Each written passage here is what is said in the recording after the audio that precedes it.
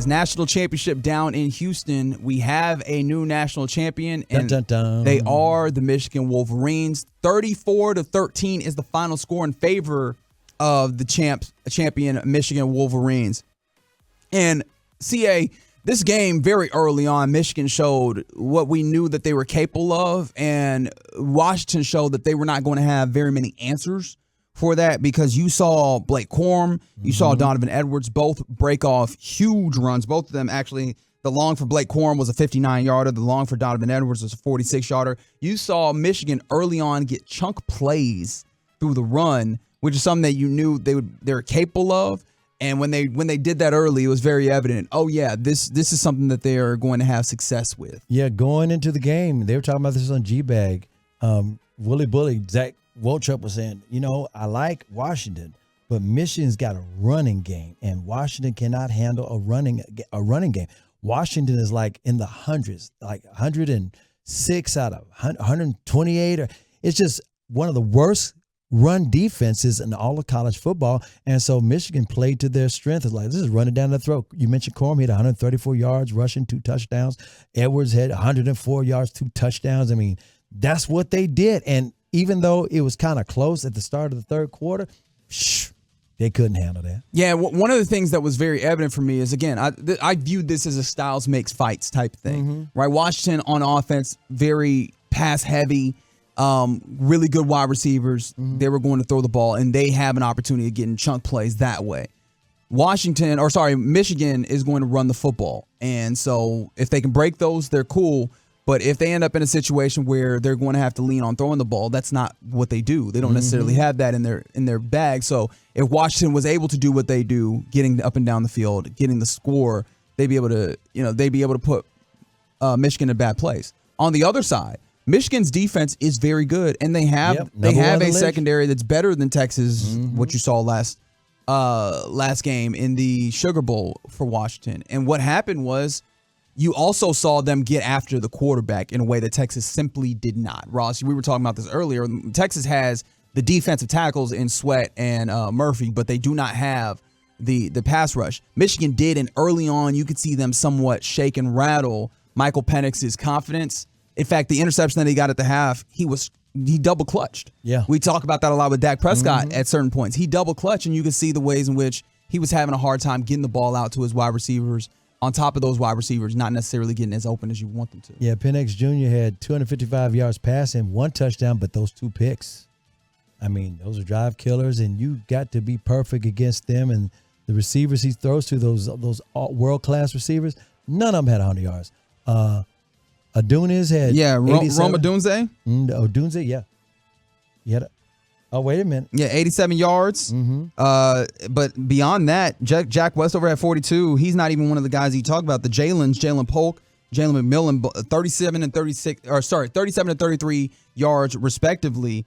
And ultimately, like, one of the things you also saw was a lot of drops from Washington receivers. So even in the instances where Michael Penix maybe got the ball out to his wide receivers at the right time, was able to navigate the pass rush and get the ball out to his receivers, they were dropping the football in inopportune times. And so, man, the Washington could not afford none of that, hardly at all, right? Washington could not afford to not take advantage of the opportunities that they had. And then on top of that, I was impressed at one point, though. Washington, like I said, big run plays that were not run fitting very well. And I mean, early on, that was Michigan doing very basic run plays, talking about duo and getting downfield and power. And they were just getting big chunks that way. However, Washington was able to normalize that in the middle of the game and able to kind of get some stops. There was an instance where going back and forth, they were just stopping and punting back and forth.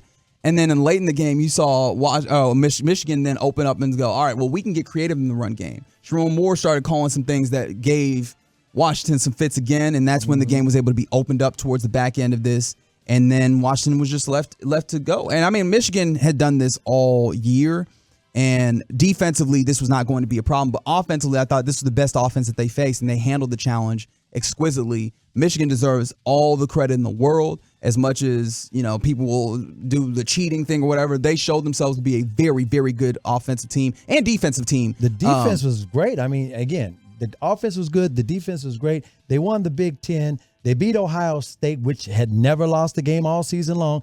They went through the semifinals, won it this time, made it to the championship, beat Alabama, and then stopped Washington's 21-game winning streak, which was the longest streak in the nation until, Georgia had the longest until Georgia lost to Alabama. So nobody can say they slid in, and Harbaugh's going to get his money because he's got a new contract. I think there's a clause in there where they want to try to keep him out of the NFL. Yeah, but he ain't signed it. He ain't signed. I'm distracted because I'm looking over your head and I'm looking at all the festivities over there. And then I also put in a call to the Dutch oven. Derek Holland, of course, a huge Michigan fan, a part of, I'm not going to call him a whole part of the KNC Masterpiece, but he's a regular on the KNC Masterpiece. We found him. I put the text in. He said, give me a call. We got him. Dutch, are you there? Talk your talk, man. I'm here. Can you guys hear me all right? We can hear you, man. How's it feel, man? You got your wish. Man, it's an emotional roller coaster. This is unbelievable. I got to watch the Texas Rangers win the World Series. I got to see some greatness with them taking it away from Houston. I come down to Houston, and I watch Michigan take care of business in Houston. Are you kidding me? How about them apples? Let's go with that. Michigan is national champion in the city of Houston. I got to see two great things take place in Houston. Let's go. Rangers. Derek, you've listened to this program very much. We always appreciate you doing that. But on this program, you've heard me, be a little bit doubtful of your Michigan Wolverines. And I want to give you this space to talk your talk. I want you to tell me, why did this game go the way that it did? Man, hey, I just want to say one thing. I know you said that. I appreciate that. The beers are flowing. I just got to say that. But with that being said, Thanks for the disclaimer. Stop this running game. This running game was unbelievable. Washington, they don't know what defense is. It's just like the Big 12, the Pac-12. They don't know what defense is. We showed them what Big 10 football is, just like we get to the SEC. You got to see some serious running, two-headed monster with Donovan Edwards and Blake Corum. So be future Cowboys, just throwing that out there. But those two right there took care of business. That was what it was all about. Controlling that running game, they couldn't do it. Michigan took care of business. And you know what, Reggie? I know you got some Michigan love deep down inside of you, and I appreciate that. Go Blue, I've often said pull it this. out from you. I've often said this. Hey, Dutch Oven, we're talking to Derek Holland, former Rangers pitching great, and he's in his joy because the Rangers won earlier this season, rather. And here's Michigan pulling it off. I want to know about the party and the celebration. I'm looking at the confetti on TV. You're still in the stadium. I know you got a crew with you. What's the atmosphere like, and what you guys doing next? You gonna be honking some horns, gonna hit some bars? You gonna try to drive on back to Dallas? Man, I can tell you one thing. This night is not over. Yeah. It's going to continue for a while, that's for sure.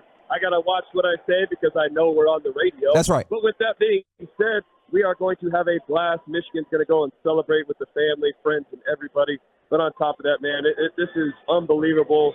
And now it's time to go into the NFL playoffs. So hopefully we get to see a Browns-Cowboys Super Bowl. And man, will my year be complete? Are you kidding me? You living the dream, man. You're living the dream. Far be it from me to poo-poo. Hey, think about this. Flacco around and find out. That's what we got for you. To stay with the Cleveland Browns. Flacco Blanco is taking care of business. But you know what? The Cowboys look good going into this. That's the thing. It's all about catching momentum at the end. That's why I feel like the Cowboys are destined to go to the Super Bowl. We're going to see some greatness from them. It all starts now with the playoffs. One game at a time, baby. I'll let you have that one. But I want to let you be able to go and celebrate this big national championship for Michigan. It doesn't happen all the time for a lot of programs. Is there anything else that you want to say real quick before we let you go? Man, no, all I want to say is I love the fan base here in Texas. I can't wait to come back home, celebrate with you guys, pull for the Cowboys, but also pull for the Browns. We got playoff football in the state of in the state of Texas. Sorry, in the city of Dallas. Who cares about Houston? Because Browns are going to take care of business down there. Hey, by the way, we got the real football team. Hey, Dutch, the Tolos are living through you. You know the Tolos have been living through you forever, and you're invited tomorrow night downstairs in the showroom. We're going to have the Hot Stove Show. The World Series trophy will be there. If you make it and you can stand up, Jared Sanders would love to see you. A couple of Rangers will be there as well. And again, honk your horn while you're down there in Houston. You earned it, man. Go Blue. Well, I'm going to just tell you right now, you probably ain't going to see me because the drinks are flowing here. Let me just say that. It's time to have a good time and celebrate. Michigan just won the Natty last time since 97. Let's go blue, baby. There you go. Guys, thank you so much. Thanks for popping on, man. That's Derek Holland. Woo! Michigan alum, Dallas or Texas Rangers, great, and friend of 105 Through the Fan. That's right. He's a part-time host on 105 Through the Fan with the official baseball show of record, the KNC Masterpiece.